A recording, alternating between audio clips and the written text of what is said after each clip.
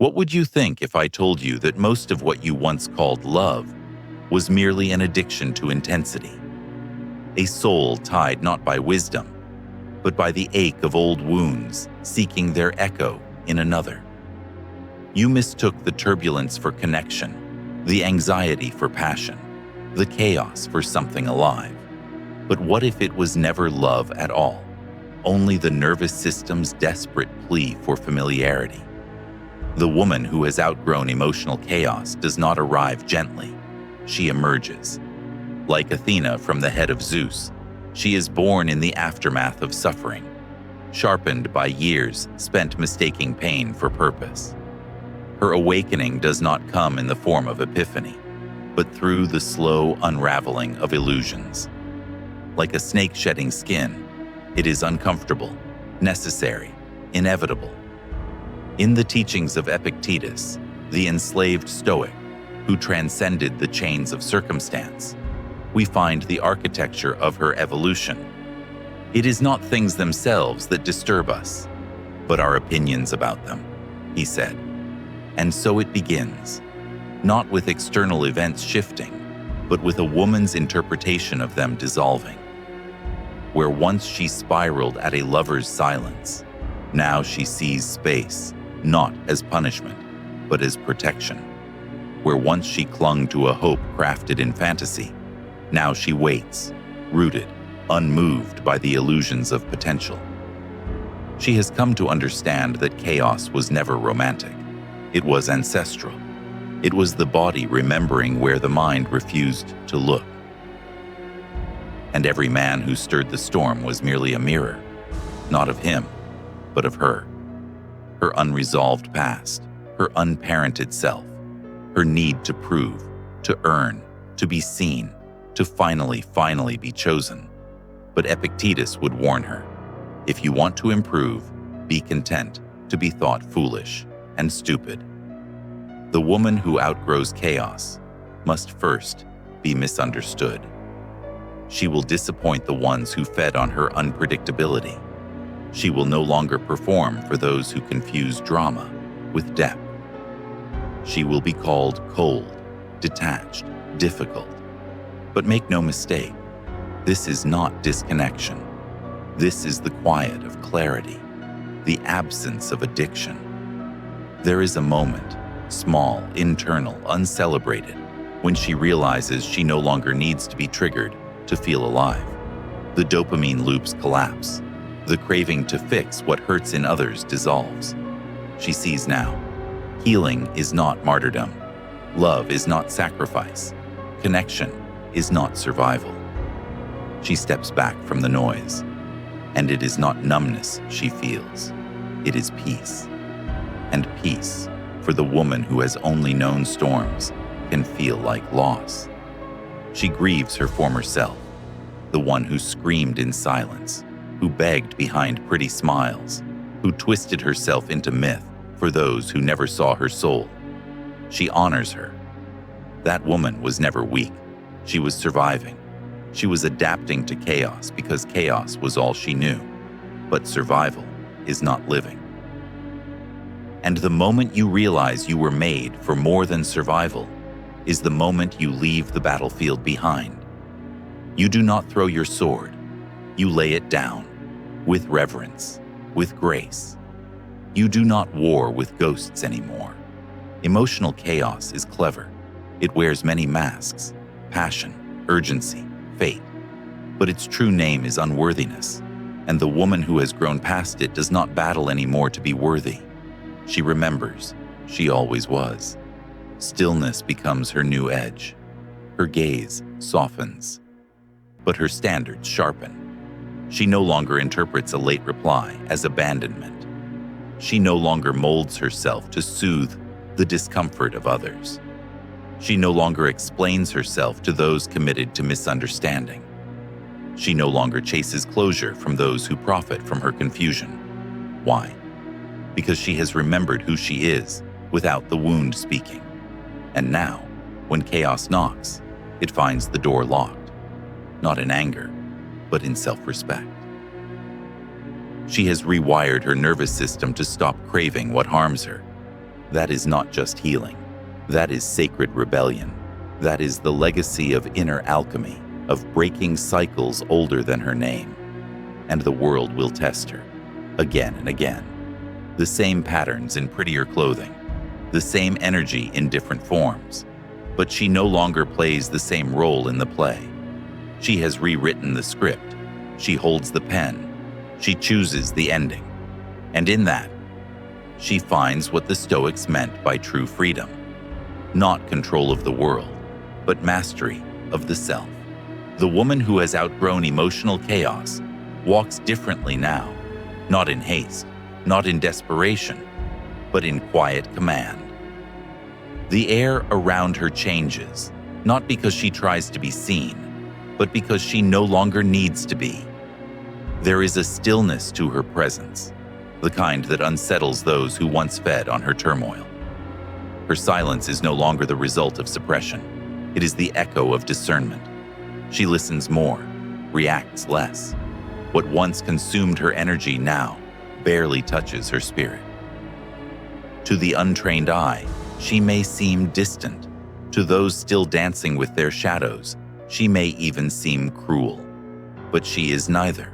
She is simply unhooked, no longer tethered to the invisible strings of validation, guilt, or the illusion of being needed to be loved. She no longer derives worth from being chosen. The choice, she has realized, was always hers. In the darker corners of her past, she used to lose herself in others, offering her softness like a sacrifice at the altar of their wounds. She believed love was earned through endurance, through staying, fixing, proving. But emotional chaos thrives on that kind of surrender. It wants you tired, unraveling, hungry for breadcrumbs. It wants your identity to be a reaction. And for too long, it had hers. But now, her boundaries are not walls. They are altars. She does not keep others out of fear, but because she now honors the sacredness of her inner world. Her love has not died. It has evolved. It is no longer a fire that burns her to keep others warm. It is a hearth, steady, warm, but not for the undeserving. She has learned that not everyone is meant to sit at her table. Some will try to enter carrying the same chaos she buried herself to escape. But Epictetus reminds her, first say to yourself what you would be, and then do what you have to do. So she does. She clears the path of her own making. No longer does she abandon herself to avoid the abandonment of others. She knows now, losing them was never the tragedy. Losing herself was. This self-loss, the ancient ache of the feminine shadow, is one of the deepest wounds. The wound of disappearing in the name of connection, of playing small to keep the peace, of silencing truth to preserve belonging. But a woman who outgrows chaos reclaims that voice, not as noise, but as knowing. Her truth is no longer a weapon, but a compass.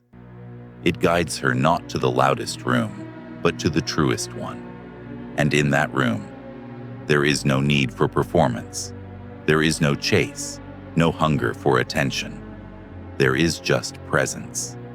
The radical, grounded presence of a woman who knows her patterns, who names her needs, who respects her own no as deeply as her yes. She no longer fears solitude because it no longer echoes with lack. It resounds with sovereignty. Where once she would unravel when things went silent, now she breathes deeper. She has detached from the performance of emotional availability. She knows the difference between openness and overexposure, between empathy and enmeshment, between love and self-erasure, and those around her begin to feel it. Some will respect her more, others will recoil. Because chaos, once denied its favorite source, begins to suffocate. It feeds on reactions, and she no longer offers them. She responds when necessary, but she no longer bleeds. There is a certain kind of danger in this rebirth, not the volatile kind, but the sovereign kind. The kind that says, I will not suffer to be understood. I will not contort to be loved. I will not carry what is not mine, just to keep you comfortable. That is the power that terrifies the ones who depended on her chaos to stabilize their own. That is the kind of woman Epictetus spoke of, not in those words, but in essence. The one who is free because she has disciplined her mind, who is unshaken not because she feels nothing, but because she no longer identifies with every storm. Pain still visits her, but it does not define her. It is no longer a compass, it is a signal, and she, the seasoned traveler, no longer panics when the terrain changes. She adjusts, she watches, she decides, and she never begs. Not for love, not for clarity, not for presence. Because the woman who outgrows emotional chaos understands this truth. If she has to beg for it, it is not worthy of her becoming. There comes a moment, imperceptible to others but seismic within, when a woman no longer reacts to confusion as if it were a personal failure. She simply stops engaging with ambiguity as if it were love in disguise. She no longer aches to decode mixed signals, no longer sits in emotional limbo waiting for clarity to be handed to her like a reward for endurance. Instead, she withdraws her energy, not out of spite, but out of respect for herself. What used to unravel her now reveals others. Emotional chaos used to be her compass. If it didn't sting, it didn't feel real. If it wasn't hard, it wasn't worth fighting for. But now she understands. Difficulty is not a credential. Suffering is not a rite of passage into intimacy.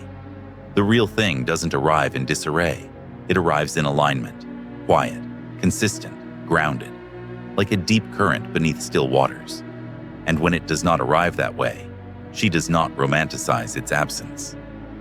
She does not weave new hope from someone's contradictions. She does not dress instability in poetry and call it destiny. She simply steps away. That is her new ceremony, walking away without collapsing. Where she once measured her worth by how much she could endure, she now measures it by how little she will tolerate before choosing peace. The Stoics taught not to be indifferent, but to be disciplined in our attachments. And what is emotional chaos, if not attachment to the very things that undo us? The woman who rises from this pattern becomes surgical in her discernment. Her presence is no longer up for auction. Her emotions are not given in wholesale. She chooses who gets access to her heart with the same deliberateness she once reserved for self-sacrifice. And this choosing, this fierce internal filtering, terrifies those who depended on her confusion. They call her guarded, but she is not guarded. She is sovereign. She is no longer available for love that feels like a transaction with her nervous system, no longer open to being the container for another's unprocessed pain. She has met her shadow, the part of her that longed to be needed so badly. She blurred every boundary in the name of love, the part of her that felt safer in chaos than in stillness, because stillness meant facing herself. And now, she chooses stillness, but do not mistake her stillness for passivity. There is nothing passive about learning to sit with yourself. There is nothing easy about feeling the ache that once drove you into toxic arms and not following it there again. That is the work of a warrior. That is emotional sobriety. And the sobriety is brutal at first, because chaos, though destructive, is stimulating. It made her feel alive. It gave her something to chase, something to fix, someone to lose herself in. It made her feel important, needed. Without it, there is a deafening quiet. But in that quiet, she begins to hear something she has not heard in years: her own soul, her desires, not inherited ones, not trauma-shaped ones, real ones. She begins to ask, what do I truly want when I am no longer trying to be enough for someone else? What does love feel like when I am not proving I deserve it? The answers do not come quickly, but they come in the silence. In the mornings, she no longer wakes with dread. In the nights, she no longer prays for a text. In the mirror, she no longer avoids. The woman she sees looking back is not the girl who begged, who broke, who bent. She is a woman who endured the unmaking of everything she thought was love and survived it. A woman who no longer negotiates with her soul. A woman who knows that inner peace is not the reward for finding the right person. It is the consequence of no longer abandoning yourself. She holds herself differently. Her inner child, once frantic for approval, now rests inside her ribcage without fear. She does not flinch when boundaries are tested. She does not explain them.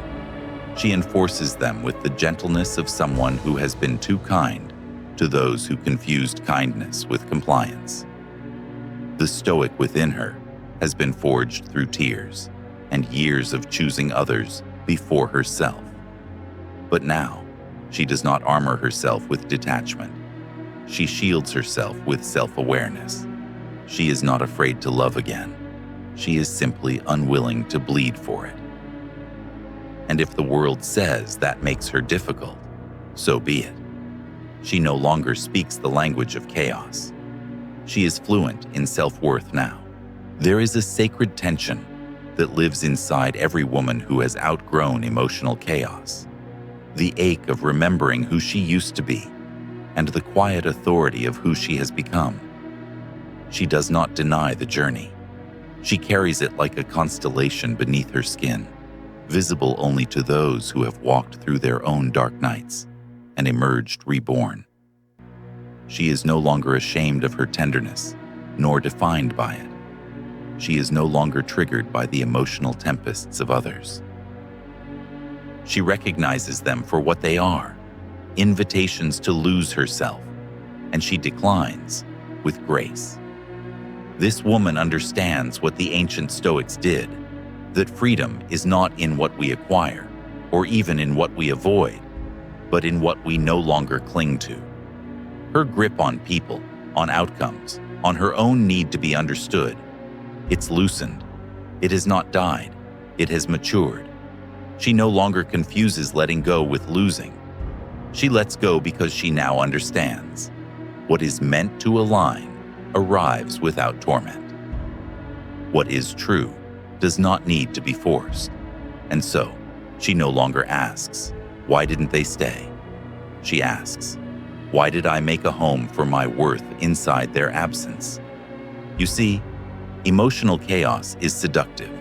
It disguises itself as intensity. It intoxicates, but it is never stable. It's a thief, not a lover. It steals your focus, fractures your intuition, convinces you that if only you were better, quieter, more forgiving, the war would end. But the war is not yours to end, because it was never yours to begin with. The woman who outgrows this pattern stops dancing on battlegrounds that were never sacred. She stops kneeling at altars built from her own self-abandonment. She realizes that love is not a reward for tolerance, nor a test of her capacity to hold what others refuse to heal. And in that realization, something rare occurs. She begins to remember the woman she was before the world told her who she needed to be. Not the girl who performed to be seen. Not the pleaser disguised as peacekeeper. The original self, uncoded, unfiltered, unashamed. This reclamation is not loud. It is not theatrical. It happens in small, steady acts, saying no without explanation, leaving the room when peace leaves it, not replying to provoke clarity, but allowing confusion to collapse under its own weight. She no longer saves sinking ships. She no longer clings to relationships where silence is used as currency and confusion as control.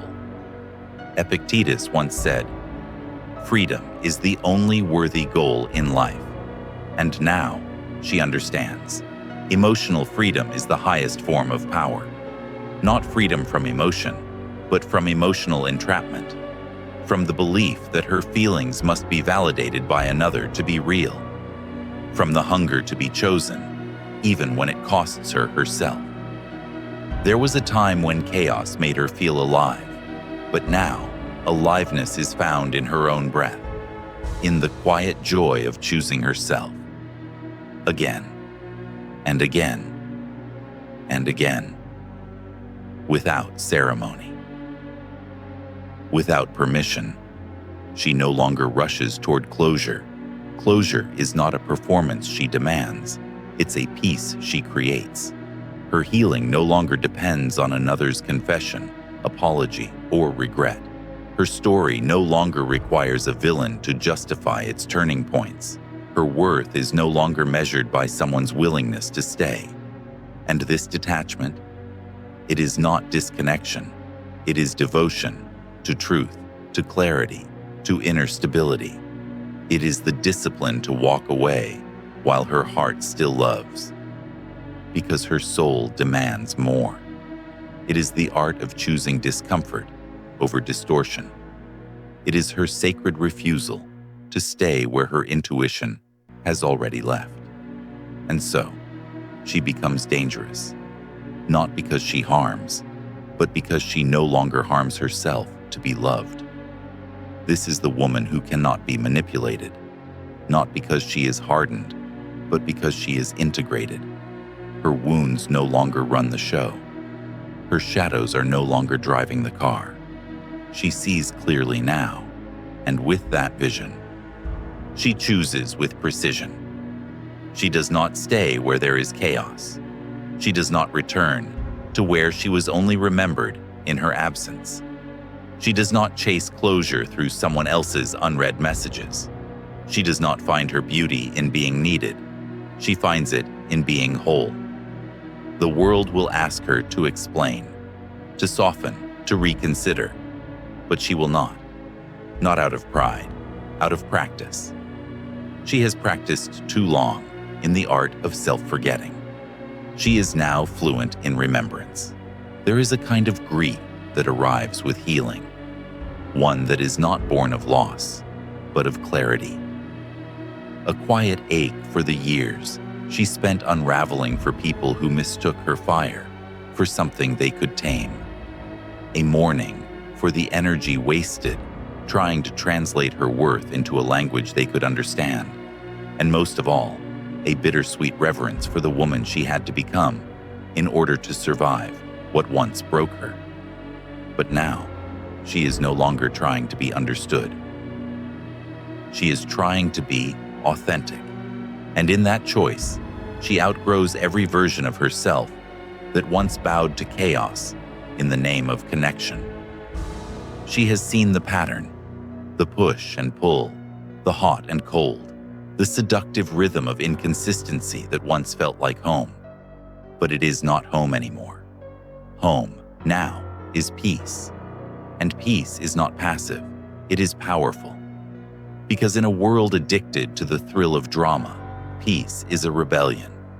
Her nervous system, once wired for anxiety, now recognizes calm not as boredom, but as safety. The silence that once screamed abandonment now sings of wholeness. She does not need noise to prove she is alive. She does not need suffering to feel death. She no longer confuses being triggered with being in love. She has made space inside herself. Real space. Not the kind that waits for someone to fill it, but the kind that holds her, sustains her, becomes her sanctuary. Her solitude is no longer punishment. It is practice. A sacred discipline of returning to herself, again and again, until no part of her needs to be rescued. She has outgrown the stories that told her she had to be chosen to be valuable, the ones that framed love as a performance and worth as a prize. She knows now, love is not a transaction. It is not earned. It is not proven. It is revealed in presence, in consistency, in truth. And anything less than that is not love. It is a rehearsal of abandonment, and she does not rehearse anymore. Epictetus spoke often of control, not over others, but over one's own mind. He said, "The more we value things outside our control, the less control we have." And so she reclaims her power, not by controlling others, but by no longer needing to. She no longer anxiously anticipates the text, the reply, the reassurance. Her emotional stability is no longer in someone else's hands. This is the difference between the woman who chases and the woman who chooses. One is reacting from lack. The other is responding from wholeness. And wholeness does not chase. It attracts, it observes, it waits. She has stepped off the battlefield, but she remembers every wound, not with bitterness, but with wisdom. Each scar, a map back to herself. Each heartbreak, a lesson in discernment. Each silence she once feared, now a space in which she hears her own voice more clearly. The chaos that once felt so intimate now feels invasive. The relationships that once consumed her now seem too small. She no longer wants to be devoured. She wants to be met. Not in fantasy, not in potential, but in reality. And if that reality does not come, she does not flinch. She does not panic. She does not shrink to fit someone's shallow version of love, because she knows she is already whole. This is what emotional maturity looks like, not the absence of feeling, but the refusal to be ruled by it, not the rejection of love, but the refusal to abandon the self for it, not the avoidance of vulnerability, but the embodiment of it, with discernment. And when she looks back, she sees not a life wasted in heartbreak, but a soul refined by fire. She sees the chaos for what it was, a mirror. It showed her every part of herself she needed to reclaim, every boundary she needed to build, every illusion she needed to shatter. Now, her love is a gift, not a lifeline. Her presence is a privilege, not a negotiation. She walks through the world with the quiet assurance of a woman who will not be rushed, not be used, not be undone. She does not need to be the storm anymore. She is the mountain, steady, still, unshaken. And so, she arrives, no longer seeking refuge in others, no longer searching for herself in the reflection of a lover's eyes. The journey, once driven by longing, now flows from a deeper place, presence. There is nothing to prove, nothing to earn, only the daily choice to live aligned with truth, no matter how quiet it is, no matter how few understand it. She does not apologize for her standards. She does not dilute her power to make others feel safer in their own avoidance. She does not contort her intuition to fit someone else's comfort zone. What once made her feel too much was simply the fullness of a soul unwilling to shrink any longer. And now, that fullness is her guide. In this state, the old games cease to entice her. The breadcrumbs no longer tempt. The attention, the flattery, the chaos, it all dissolves into irrelevance. Because the woman who has outgrown emotional chaos does not feed on empty gestures. She feasts on truth. And truth, though quiet, is unshakable. She is not hardened. She is not bitter. She is clear. Clarity is what replaces the chaos. Clear intentions, clear values, clear boundaries. And with that clarity comes power. Not the kind that dominates, but the kind that emanates. The kind of power that does not clamor to be seen, because it already knows it is enough. She no longer fights to stay in rooms where her silence is mistaken for weakness. She no longer explains to those who choose confusion. She no longer gives softness where there is no respect. This is not cruelty, it is calibration. Because now she understands the most radical act of self-love is selection. Who she allows into her space, what energy she permits into her nervous system, which voices she chooses to let near her soul. And that selection, done with intention, not fear, protects her peace more than any wall ever could. She does not fear love. She simply no longer fears not being loved. Because she knows now that she is love, and from that knowing, she does not beg. She does not settle. She does not cling. She receives.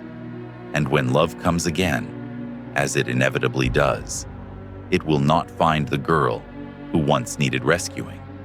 It will find the woman who knows how to rescue herself, who has met her shadow, danced with her ache, mothered her inner child, and risen, whole, weathered, luminous. She has faced the fire and emerged, not burned, but purified. Now, when someone shows her who they are, she believes it the first time. When inconsistency knocks, she answers with distance. When chaos attempts to re-enter, she does not rage. She simply closes the door. This is what it means to walk as a woman who no longer belongs to the noise. She belongs to herself now. There is a calmness to her that cannot be faked, a depth that cannot be imitated, because she has earned it in the silence, in the choosing, in the leaving, in the not texting back. In the nights, she sat with her ache instead of running from it. In the boundaries she kept when it would have been easier to fold. And in this calm, she no longer questions if she's too much. She understands now. It was never that she was too much. It was that they were too unfamiliar with the frequency of a woman who knows her own worth. The Stoics called it virtue. The Jungians call it integration. She calls it peace, and it changes everything. Because a woman who no longer fears being alone cannot be controlled. A woman who no longer needs chaos to feel alive cannot be manipulated. A woman who no longer doubts her intuition cannot be deceived. She becomes the gatekeeper of her own spirit. And in this final shedding, she finds not a void, but a home, in herself, in her clarity, in her quiet. No longer defined by the pain of the past, no longer seduced by the noise of the world.